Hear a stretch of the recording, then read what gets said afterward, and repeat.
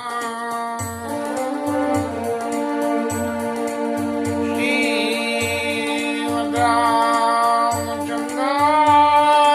नमः। श्रीरामभद्राय नमः। श्री सीतारामाय।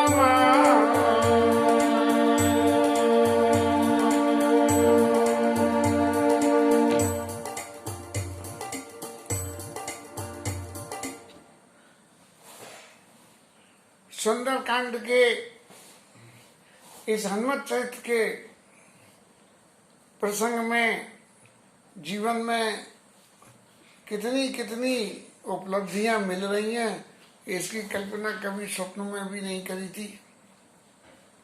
सुंदरकांड वर्षों पाठ करा, नित्य पाठ करा, साप्ताहिक पाठ करा और नवम पारायण में होता था तो होता ही था। और करते करते यहाँ तक अभ्यास हो गया कि 20 मिनट में सुंदरकांड का पाठ कर लें। लेकिन वो जो पाठ करते थे वो पाठ घास खोदना जैसा होता था कि शब्दों को पकड़ लिया और बोल दिया। अब शब्द करते करते कंठस्थ हो गए तो उस बोलने का क्या नतीजा था? कुछ नहीं। हम ये सोचने लगे मन में कि भाई ये इतने पाठ करे, उन सब पाठ करने का क्या फल मिलेगा? कुछ नहीं, तुम तो घास ही खोद देते हो।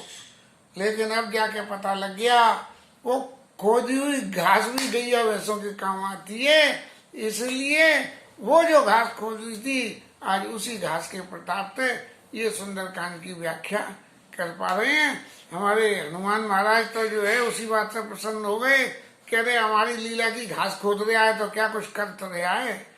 नहीं से तो अच्छा है, नहीं करने से तो अच्छा है। घास तो खोद रहा है, पाठ न करे उसकी तो कोई बात ही नहीं है, लेकिन चाहे 15 मिनट दे रहा है, 20 मिनट दे रहा है, पाठ तो कर ही रहा है। आज उसी की कृपा से जो नए नए भाव ये सुंदरकांड में आ रहे हैं, इनके लिए ठाकुर जी की कृपा और हनुमान महाराज की मेहरबानी है। आज कथा में बैठने से पहले वो दशहरे के दिन की एक बात याद आ गई। टीवी पे राम कथा अयोध्या की, रामलीला आ रही थी अयोध्या की। यद्यपि अयोध्या भगवान की राजधानी है और भगवान की लीला स्थली है, सब कुछ है, लेकिन इन सब के बावजूद भी मथुरा रामलीला मंडली की मंडी है कि जहाँ रामलीला के पात्र तैयार करे जाते हैं। और पूरे भारतवर्ष में मथुरा की मंडी से दशहरे के मौके पे रामलीला करने के लिए मंडलियां जाती थी। हमारे बाबूजी खुद में रामलीला के पात्र तैयार करके देते थे लोगों को। तो ये सोच के कि भाई मथुरा की रामलीला में क्या होता है और अयोध्या की रामलीला में क्या होता है, वैभव का तो बहुत फर्क है। मथुरा की रामलीला में बहुत वैभव होता था और अयोध्या की रामलीला सादगी से होती है। ये तो अभी भी कोरोना पीरियड में वहाँ देखा कि अयोध्या की रामलीला क्या होती है, लेकिन वहाँ मंडली जो है जब बीच में गैप आता था तो उसमें एक भजन 2 लाइन का गाते थे। क्या क्या क्या? राम नाम बड़ा मीठा है, कोई खा के देख ले, आ जाते हैं राम वहाँ बुला के देख ले। राम नाम बड़ा मीठा है, कोई खा के देख ले, आ जाते हैं राम वहाँ बुला के देख ले। राम नाम बड़ा मीठा है, कोई खा के देख ले, आ जाते राम बुला के देख ले। ऐसे प्रसंग सो नेपथ्य से जो है आवाज आती थी। आज पता नहीं कैसे ये राम नाम की महिमा याद आ गई, तो क्यों ना हम भी अपने ठाकुर जी को जैसे अयोध्यावासी बुलाते हैं ऐसे ही बुला के जरा उनको देख लें। आ जाते हैं राम वहाँ, कोई बुला के देख ले। आज की तारीख में महाराज आप जरूर पधारना और हनुमत चरित्र की उस विशद व्याख्या को संभाल लेना। रावण महाराज सीता जी को समझाने बुझाने आए हैं और समझा बुझा के जब उनसे कोई बात नहीं बनी है, प्रसंग विस्तृत में जाने से तो कल की कथा का दोहरावन करना पड़ेगा, तो इसलिए उसको तो नहीं कर रहे। लेकिन रावण को जब सीता जी ने कही कि तुम तो जुगनू के समान हो और भगवान राम सूर्य के समान है, तो क्या जुगनुओं के प्रकाश से कहीं कमल खिल सकता है? ऐसे ही रावण, तुम जो ये चाह रहे हो कि तुम्हारे कहने से मैं तुम्हारे वश में हो जाऊं, वो संभव नहीं है। तो आप ही सुने कर दो समा और राम भानु समान, पुरुष वचन सुन काढ़ी हसी, बोला अति खिसियान। अपने को तो जुगनू के समान और राम को भानु के समान सुन के और कड़े वचन बोलता हुआ और तलवार निकाल के और दौड़ा। क्या हुआ फिर? रावण क्या बोले?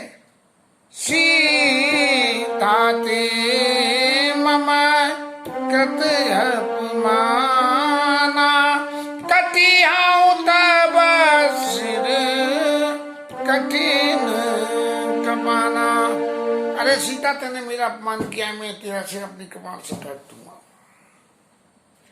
नाही तस पद, एक तरफ तो बड़े कड़े वचन बोले कि मैं गर्दन काट दूंगा, और दूसरी तरफ मधुरता घोल दी। नाही तस पद माने मम बानी, और सुमुखी होती न त जीवन आनी। अरे सुमुखी, हेलो, एक तरफ गर्दन काटने को डोल रहे हैं, दूसरी तरफ कह रहे हैं सुमुखी। सुमुखी होत नत जीवन हानि, तेरे जीवन की हानि हो जाएगी, इसलिए मेरी बात को मान ले। श्याम सरोज धाम सम सुंदर, प्रभु भुज करी कर समदस कंदर। सीता मैया कहने लगी, अरे रावण सुन कि भगवान जो है श्याम सरोज और दाम सम सुंदर, भगवान इतने सुंदर हैं कि उनकी सुंदरता के आगे मैं किसी की सुंदरता को नहीं गिनूंगी। और प्रभु भुज कर कर समदस स्कंदर, हाथी की सूंड के समान बलवती है। हाथी अपनी सूंड से बड़े बड़े मोटे मोटे लट्ठों को खींच के डाल देते हैं, जो क्रेन का काम होता है वो हाथी कर देते हैं। तो प्रभु भुज कर कर समदस स्कंदर, इतनी मजबूत जो वहां है वो ही सो भुज कंठ की तब असी गोरा, और सुनो सट आस प्रमाण पन मोरा। तू जो कहता है ना कि मैं तलवार से काट दूंगा, तो वो जो है या तो तेरी तलवार पड़ेगी और या भगवान की बाह मेरे गले में डलेगी। ये मेरा प्रमाण है, मैं दावे के साथ इस बात को कहती हूँ कि तू मेरी गर्दन को काटने सुमुख हो तो न तो जीवन हानि, कि मैं तेरी इस बात को समझ लूं इस भक्ति से, सो मैं नहीं समझूंगी। चंद्रहास हरि मम परितापम, सो वो जो कंठ की तपस घूर, या तो भगवान की वहां पड़ेगी और या जो है तलवार से मेरी गर्दन कटेगी, लेकिन तेरी बात नहीं मानूंगी। तो फिर जो है तलवार से विनय कर रही है कि चंद्रहास हरि मम परितापम, रघुपति वीरा अनल संजातम। हे तलवार, तुम मेरी गर्दन को काट दो, जिससे कि भगवान के विरह से होने वाले दुख की अग्नि है वो समाप्त हो जाए। शीतल निशित बहसी बहदारा, तेरे गर्दन के काट देने से जो धारा बहेगी वो अत्यंत शीतल होगी, क्योंकि भगवान के स्वरूप को ध्यान करते हुए वो जो धारा बहेगी। का सीता हर मम दुख वारा, हे तलवार तू मेरी गर्दन को काट के और मेरे जीवन को शांत करके जो मुझे सुख होगा सुख को दे। सुनत बचन पुनि मारन दावा। बस इतनी बात सुन के और रावण ले मारने को गए, ले तलवार का काटेगी मैं काटूं, और मैं तन या कई नीति बुझावा। मंदोदरी ने नीति समझाई। अब हम जरा विचार करके देखें, एक तरफ रावण महाराज कह रहे हैं कि तब अनुचरी करो पन मोरा, एक बार भी लो कि मैं मोरा। हाँ, तो क्या दूसरी स्त्री तो बिल्कुल ये चाहिए कि जो महाराज इसकी गर्दन काट दे, यही तो मेरी सौत बनेगी आके, अगर मान लिया तो। लेकिन नहीं, मंदोदरी ने कहा, क्या समझाया कि सुनत बचन पुनि मारन दावा, और मैं तनया कही नीति बुझावा। जो लोग नीति पे चलने वाले होते हैं, जीवन में विपत्ति संपत्ति आना जाना ये सब कर्म प्रारब्ध की बात होती है, लेकिन जो लोग नीति पे चलते हैं, नीति पे चलने वाले नीति को कभी छोड़ते नहीं है। तो मैं तनया ने, मंदोदरी ने क्या समझाया कि महाराज आप जो है ब्राह्मण हो, पहली बात है, और प्रतापी अतुलबल राजा हो, और स्त्री के ऊपर हाथ उठाओगे, ये तो तुम्हारे लिए डूब मरने की बात हो जाएगी, इसलिए स्त्री के ऊपर हाथ नहीं उठाना। और कहे सी, बस इतनी बात सुन के रावण महाराज की बुद्धि शुद्ध हो गई कि भाई स्त्री पे हाथ नहीं उठाना, स्त्री को चोर लाना भी उससे कम चीज थोड़ा ही है, लेकिन हाथ उठाना तो उससे भी ज्यादा खोटा हो जाएगा। तो रावण महाराज की बुद्धि शुद्ध हो गई, और फिर कहे सी सकल निशी चरण बुलाई, और सीताई बाओ विधि त्रास जाई। सीता जी को तरह तरह के त्रास दो। पहले क्या होता, तब अशोक पादप राखे सी जतन कराई। पहले इस यत्न सके न तकलीफ नहीं हो, अशोक के पेड़ के नीचे रखा था, और अब सीताई बाओ विधि त्रास जाई। अब जाओ उनको सीता को खूब त्रास दो। लेकिन हुआ क्या इसका उल्टा, एक शब्द और कह रहे, मास दिवस महू। एक महीने में यदि इन्होंने मेरा कहानी माना, मेरी तरफ नहीं देखा, तो मैं मानव काढ़ी कृपानम, लेके गर्दन को काट दूंगा। भवन गयो 10 कंदर,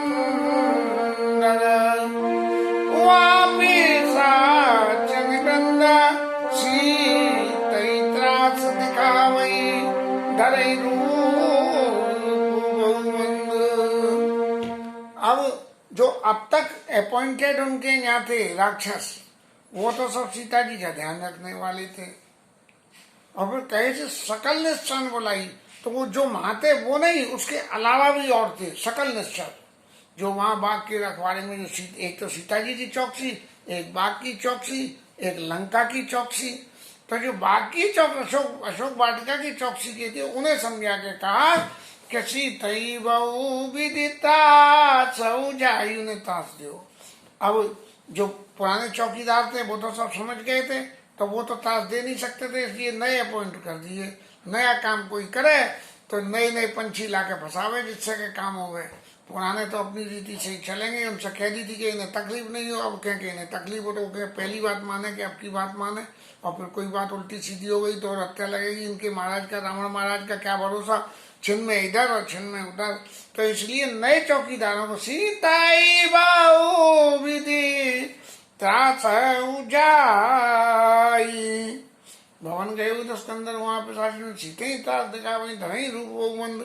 अब वो कहता है तरह की दुनिया भर के रूप देखे, अरे जगत की माया, और उस माया की मायापति हमारी सीता मैया, और उसको तरह तरह के रूप धर के ये दुष्ट राक्षस उनको डराने का प्रयास कर रहे हैं। ऐसा करना क्या संभव है? और माया जिनकी चेरी है उसको डराने का प्रयास कर रहे हैं। जासु सत्यता ते जड़ माया, भासु सत्य इव मोह साया। जिसके सत्यता से, जिसके जीवन की, जिसकी शक्ति की कृपा से जस सत्ता ते जड़ माया, जड़ माया, माया जिसको जड़ माना गया है वो भी सत्य दिखने लगती है। कैसे कि माया क्या हुई कि गर्मियों में जाओ सड़क पे देखो दूर तक तो वो मृत सा का जल दिखता है सब झूठा लेकिन दिखता है। जस सत्यता ते जड़ माया भास सत्य वो मोह आया। ऐसी जो मोह की सहायता से जो सत्य दिखने लगता है, शंकर जी महाराज ने कही सोई मां मिश्र देव रघुवीरा सेवक जाई सदा मंदिरा। और ऐसे जिनकी सेवा होती है, सीता मैया उनकी पत्नी है और उनकी पत्नी को और ये राक्षस लोग अपनी माया दिखा रहे हैं, तो ये माया कभी असर नहीं कर सकती।